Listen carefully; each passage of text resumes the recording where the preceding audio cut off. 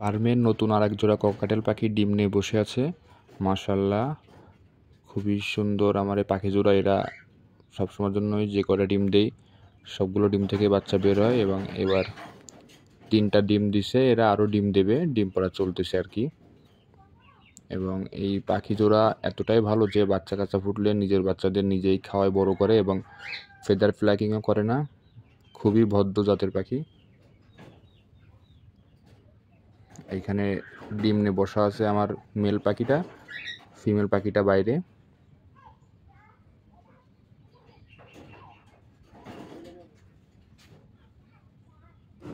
আর পাখি থেকে সবসময়ের জন্য কন্টিনিউ ডিম বাচ্চা করাতে গেলে আসলে ওদের ভালো মানের খাবারের কোনো বিকল্প নাই। ওদের পুষ্টিকর খাবার, শাকসবজি, সফট ফুড, সিড মিক্স সবই ভালো মানের দেওয়া খাওয়াতে হবে।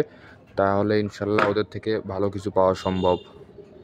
কারণ শুধু ডিম বাচ্চা করলে হবে না, পাখিদের যত্ন আমাদের কাছে।